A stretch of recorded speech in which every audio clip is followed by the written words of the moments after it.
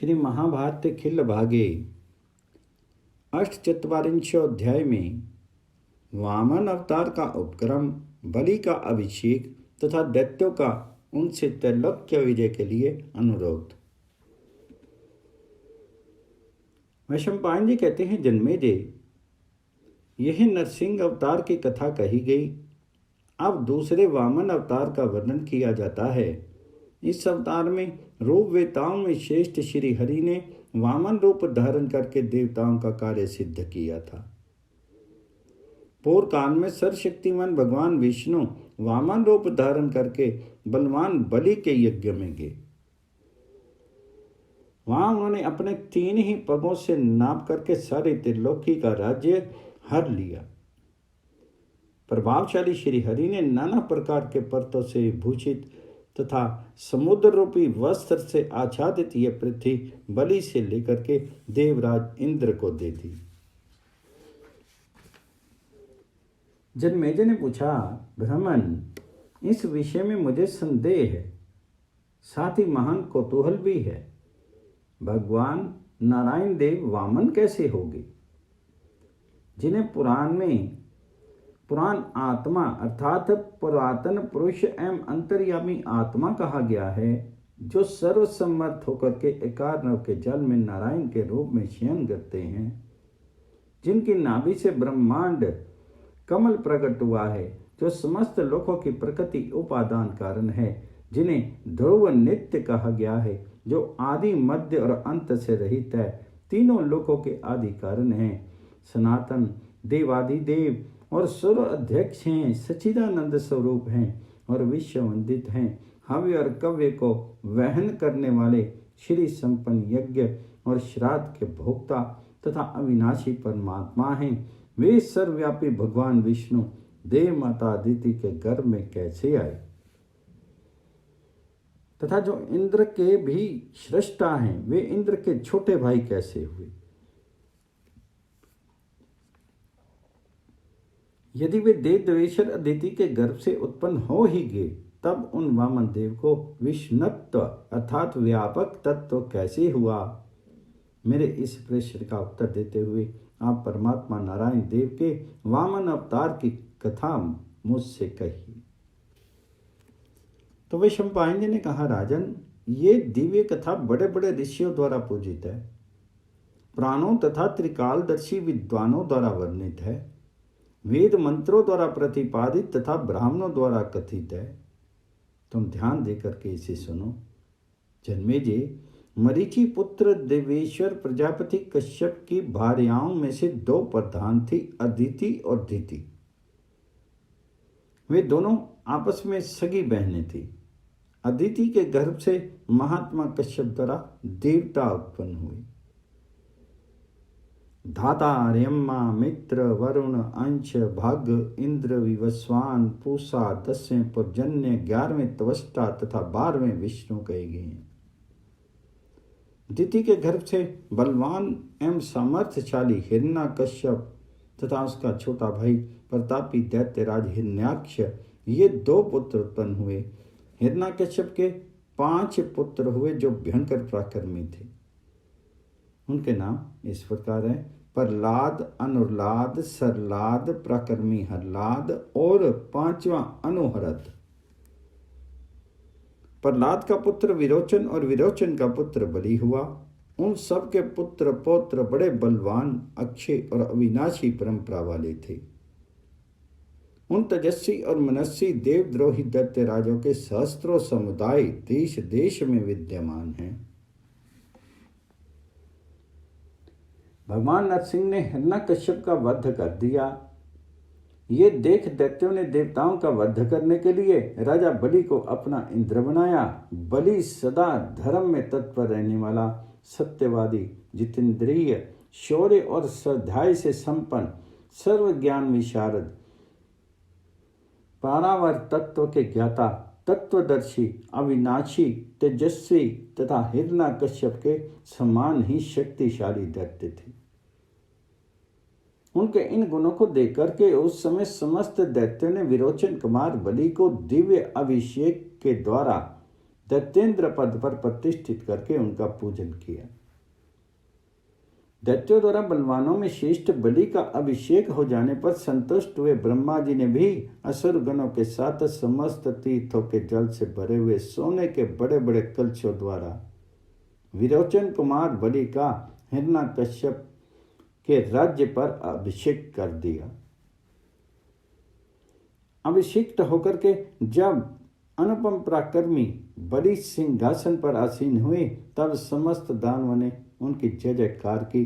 बलवानों में श्रेष्ठ बलि को इंद्र बना करके समस्त दानवों ने पृथ्वी पर मस्तक टेक करके उन्हें प्रणाम किया और इस प्रकार अपना अभिप्राय निवेदन किया। दैत्य बोले, दैत्यराज, आपको ये ज्ञात ही होगा कि पहले चराचर प्राणियों सहित ये सारा त्रिभुवन हिरण्यकश्यप के अधिकार में था। सुरेश्वर निषूदन, देवताओं के ने आपके पितामह का वध करके तत्काल ही तीनों लोकों का राज्य हर लिया और इंद्र को उस पर अभिषिक्त कर दिया। अतः नाथ, अब आप हमारे साथ चल करके अपने पितामह का राज्य, ये परवार रूप से सदा बना रहने वाला त्रिभुवन वापस लौटाइए। प्रभु, आपका कल्याण हो। आप अपने पितामह के राज्य पर पुनः अधिकार कर लीजिएगा। आप अनंत बल पराक्रम से संपन्न हैं तथा अपने गुणों द्वारा पितामह हिरण्यकश्यप से भी बढ़ गए हैं। अतः सहस्त्रों असुर गुणों से घिरे हुए आप देवलोक में चल करके महाअनुभाव देवताओं पर विजय प्राप्त कीजिए। इस प्रकार श्री महाभारत के खिल्ल भाग हरिवंश के अंतर्गत भविष्य पर्व में वामन अवतार के प्रसंग में बलि का अभिषेक विषयक 48वां अध्याय पूर्ण हुआ।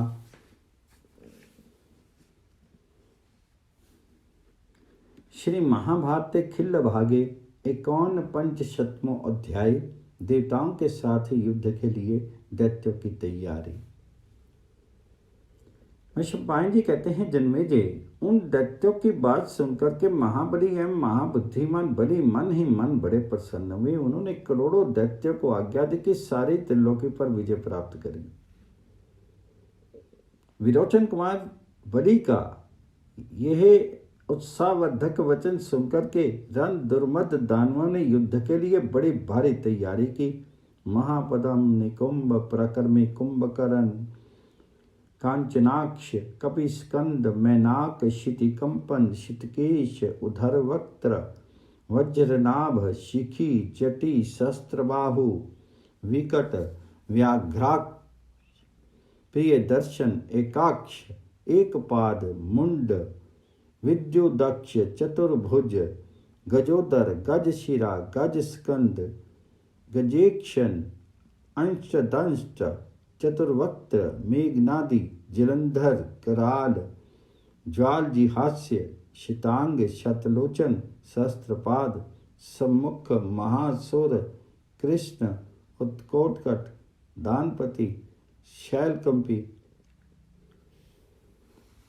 कुलाकुली समुद्र रभस चंड महासुर धूम्र गोत्रज्ञ गोशुर रौद्र गोदंत स्वस्तिक ध्रुव मासल मासभक्ष्य वेगवान केतुमान शिबी पंक दिग्ध शरीर बहितकिति महाहनु संप्रभ विकुंभांड विरूपाक्ष महोदर श्वेतशीर्ष चंद्रहनु चंद्रहा चंद्रतापन विक्षर देवबाहु मध्यप मरताशन तालझंग महाभाग शरभ शलभ क्रथ समुद्र मथन नादी महाबली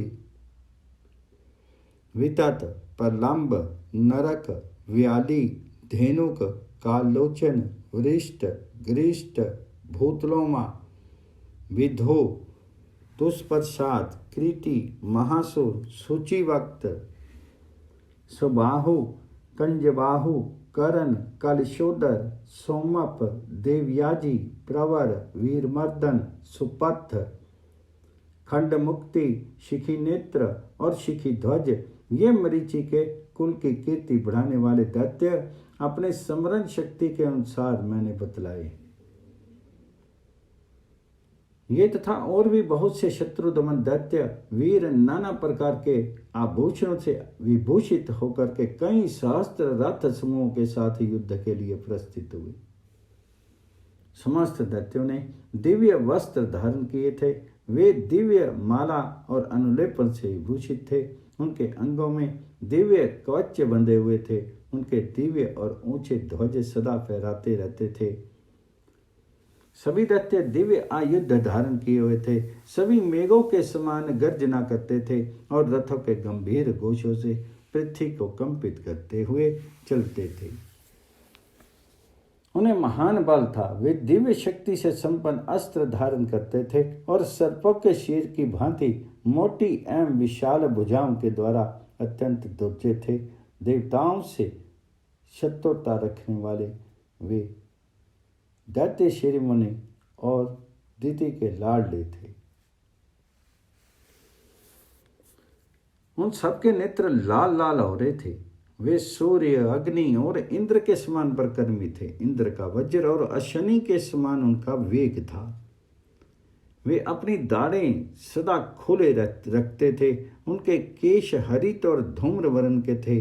वे शरतकाल के मेघों के समान निरंतर बढ़ रहे थे।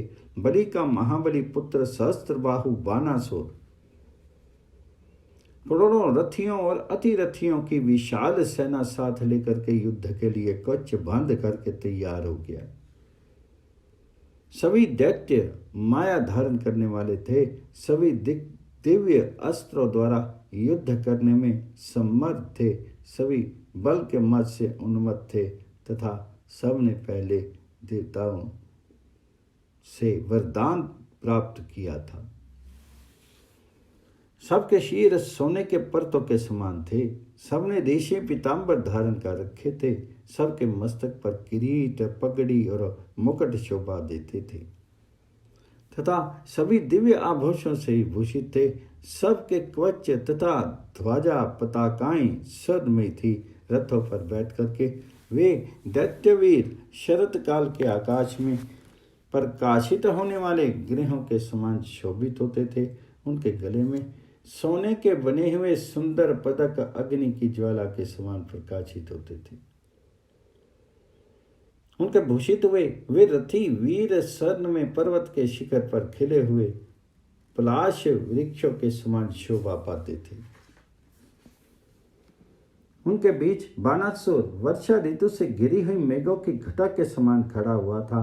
वे 12 हाथ लंबे रथ पर बैठा था। उसके हाथों में शक्ति एवं गदा शोभा पाते थे। उनके रथ में जो घोड़े, ध्वज एवं जुए थे वे सब के सब विचित्र शोभा धारण करते थे। वह रथ विभिन्न प्रकार के चित्रों से सुशोभित था। उसमें गधा और परिघ आदि अस्त्र भरे हुए थे तथा वह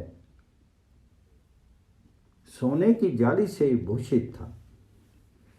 जैसे सूर्यदेव के पीछे बालखिल्ली नामक ऋषि चलते हैं, उसी प्रकार सब दैत्य बानासुर के पीछे पीछे चल रहे थे।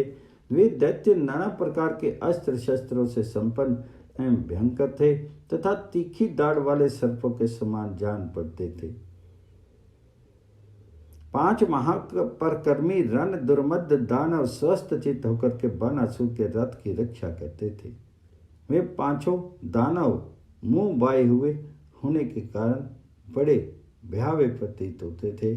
उन पर्वतों के नाम इस प्रकार थे: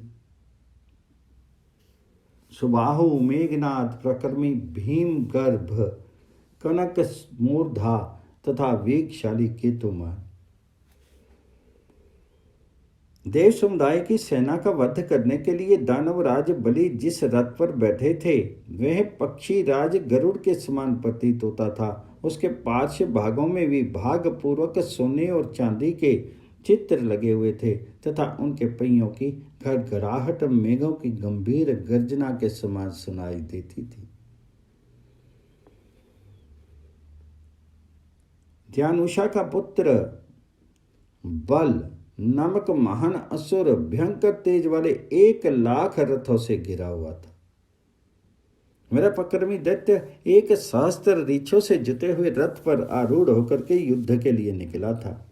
काले लोहे का बना हुआ उसका वह भयंकर रथ अत्यंत दुर्जय था।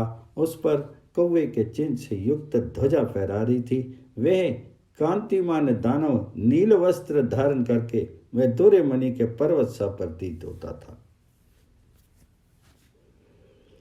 उसके रथ का वेग महान था और उसी के द्वारा वह युद्ध के लिए आगे बढ़ रहा था। उसकी सेना का मध्य भाग एक कार्नव के समान जान पड़ता था। उसमें वह कांतिमान दानव प्रभाव काल में समुद्र के मध्य भाग में स्थित सूर्य देव के समान शोभा पा रहा था। उसका श्रेष्ठ किरीट तपाए हुए जाम्बूनंद नामक स्वर्ण के समान तेजस्वी था। वह स्वयं चंद्रमा के समान आकार तथा विद्युत के समान प्रकाश आदि गुणों से संपन्न था। उस शोभाशाली किरीट से उसकी वैसे ही शोभा हो रही थी जैसे कोई पर्वत अपने प्रकाशमान सुंदर शिखर से शोभित होता है। नमुची नामक असुर के अधिकार में 7,000 रथ थे जिसमें गधे जोते जाते थे। वे सब के सब मेघ के तुल्य गंभीर घोष करने वाले थे। वे सभी रथ और रथी नाना प्रकार के अस्त्र शस्त्र से युक्त तथा विचित्र रीति से युक्त युद्ध करने वाले थे। वे देखने में मेघों की भारी घटा के समान जान पड़ते थे। उनके वेग और बल महान थे। असुर राज नमोची का रथ अत्यंत वेगशाली था। उसमें 1,000 व्याघ्र जुटे हुए थे। वह सब प्रकार के रत्नों से भूषित था। उसकी ध्वजा में व्याघ्र का चिन्ह बना हुआ था। इससे उक्त स्वर में ध्वज की बड़ी शोभा हो रही थी। असुरेश्वर नमोची के रथ में वह ध्वज मध्यान्ह काल के सूर्य की भांति प्रकाशित होता था। नमोची का वेग बड़ा भयंकर था। वह नीलांबरधारी महाबली दैत्य स्वर्ण में कवच बांधे और हाथ में धनुष लिए हिमवान के समान अविचल भाव से खड़ा था, मानो कोई दिग्गज रस्सों से कसा कसाया खड़ा हो। मयासुर का रथ स्वर्ण से विभूषित था। उसमें छोटी छोटी घंटिकाओं से युक्त झालने लगी थी जिनमें मधुर संगीत होती रहती थी। ध्वजा पताकाओं से युक्त वह रथ संध्या काल के मेघ की भांति शोभित होता था। उसमें 4 पहिए लगे थे। उसके भीतरी भाग की लंबाई चौड़ाई 32 हाथ की थी। उस रथ पर सोने की जाली लगी हुई थी। वह दीप्तिमान रथ उदित हुए काल चक्र के समान शोभा पाता था। नाना प्रकार के आयुधों से युक्त वह भयंकर रथ व्याघ्र चरम से मढ़ा गया था। उसमें क्रीड़ा के लिए कृत्रिम मृगगण सजा करके रखे गए थे। विभिन्न प्रकार के चित्र उस रथ की शोभा बढ़ाते थे। वह बाणों और तर्कसों से भरा हुआ था। शक्तियों और तोमरों से व्याप्त था। गदाओं और मुदगरों से उसके स्थान संकीर्ण हो रहे थे तथा बहुत से धनुष्य रत्न उसे भूषित किए हुए थे। लंबे केसरों की कांति से युक्त 1,000 रीछ उस रथ में जुटे हुए थे। सिंह के चिन्ह से युक्त एवं फहराते हुए रजत में ध्वज से उस रथ की बड़ी शोभा हो रही थी। माया की फैलाने वाले उस रथ के द्वारा उस रत्न स्वरूप रथ में बैठा हुआ मैं दैत्य उद्याचल के शिखर पर स्थित हुए तेजस्वी सूर्य देव के समान सुशोभित हो रहा था।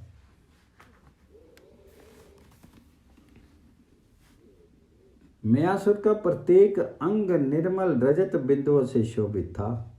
उसे मणि और स्वर्ण के योग से उज्जवल एवं मनोहर चित्र भंगी की रचना की गई थी।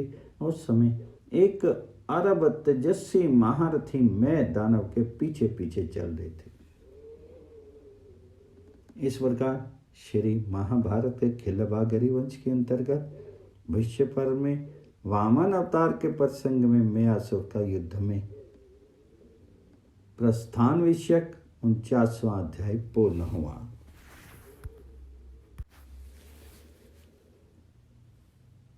65वां अध्याय में पुलोमा, हयग्रीव, प्रहलाद और शंबरासुर का युद्ध के लिए उद्योग। नृसिंह जी कहते हैं, जन्मेजय, पुलोमा नामक महादैत्य घनीभूत अंधकार के समान रंग वाले लोहे के बने हुए भयंकर रथ पर आरूढ़ हुआ। वह रथ शत्रुओं के स्थानों को नष्ट करने वाला था। खंडित होकर के पृथ्वी पर गिरे हुए पर्वत के समान उसका विशाल आकार था। उसका उत्तरी भाग सोने लोहे की जाल से आवृत था तथा अपने पहियों के महान घोष से वह समुद्र में भी शोभ सा उत्पन्न कर देता था। गदा, परिघ, खड्ग, तोमर, फरसे, शक्ति और मुद्गर आदि अन्य अस्त्र शस्त्रों से भरा होने के कारण वह रथ सजल जलधर के समान प्रतीत होता था। उसमें वायु के समान वेगशाली 1,000 ऊंट जुटे हुए थे। रांदरमद पुलोमा उसी रथ पर आरूढ़ होकर के युद्ध के लिए प्रस्थित हुआ। अपने तेज से सूर्य के समान उद्भासित होने वाले 60,000 रथ महारथी पुलोमा के पीछे पीछे चले। पुलोमा का रथ तपाए हुए स्वर्ण के समान कांति वाले खड्ग चिन्हित विशाल ध्वज से शोभित होता था। रथ के भीतर बैठा हुआ पुलोमा उदयगिरी पर विराजमान अंशुमाली सूर्य के समान जान पड़ता था। वह महाबली योद्धा वहां शत्रुओं के बीच काले लोहे की बनी हुई काल सदृश विशाल गदा हाथ में लेकर के पृथ्वी पर खड़े किए गए ध्वज के समान शोभा पाता था। उसकी उस गदा पर सुंदर स्वर्ण के पत्र मड़े हुए थे। रथियों में श्रेष्ठ बलवान हयग्रीव घोड़े के समान गर्दन वाले बड़े बड़े असुरों के साथ 1,00,000 रथियों से घिरा हुआ युद्ध के लिए आया।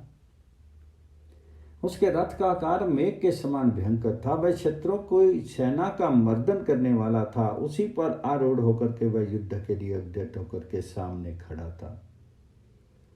मैं श्वेत पर्वत के समान कांतिमान और श्वेत कुंडलों से भूषित होकर के रथ के भीतर बैठ करके श्वेत शिखर वाले शैल के समान शोभा पाता था।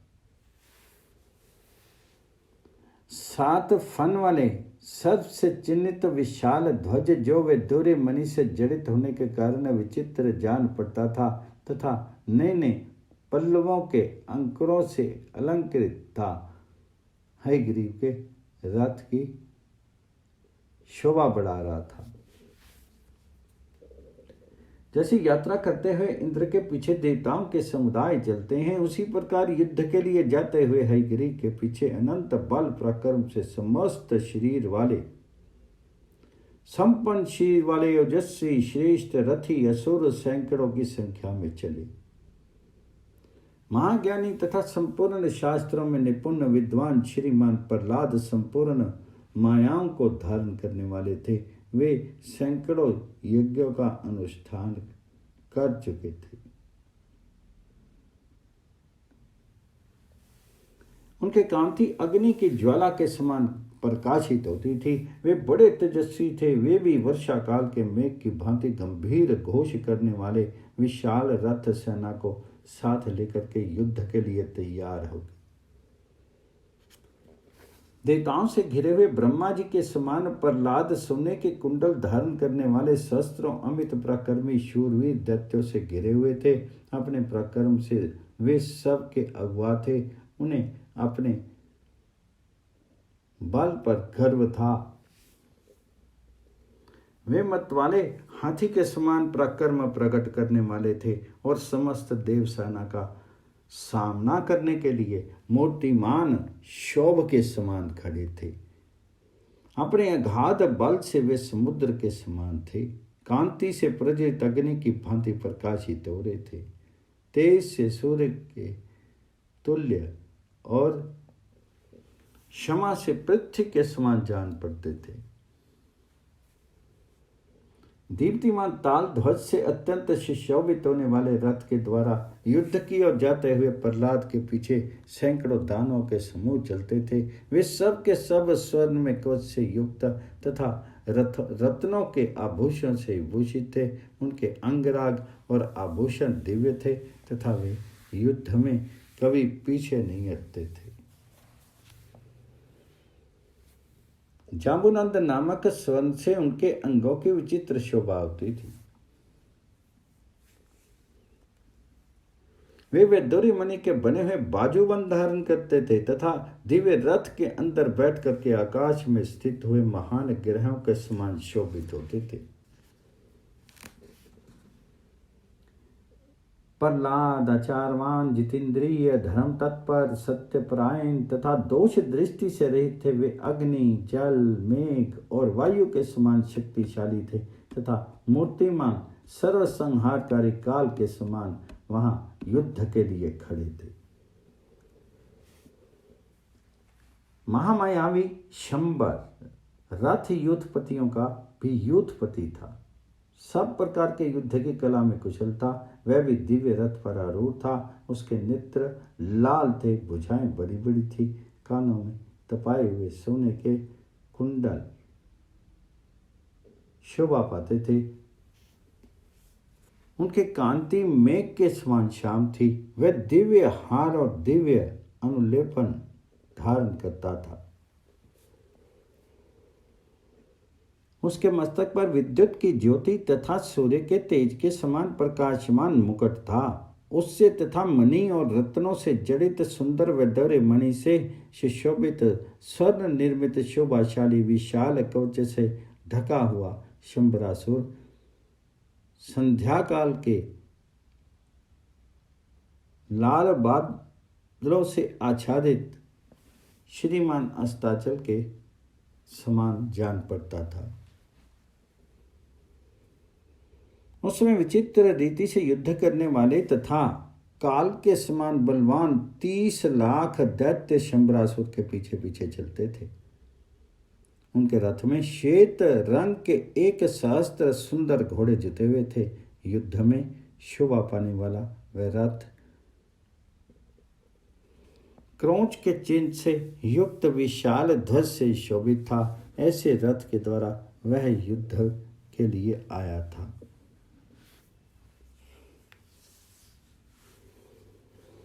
उस रथ में वैदूर्य मणि और सद की जाली लगी हुई थी। नाना प्रकार के पक्षियों के पृथक पृथक चित्र बने हुए थे। वह रथ विद्युत के समान कांतिमान था। उससे भयंकर शब्द होता रहता था।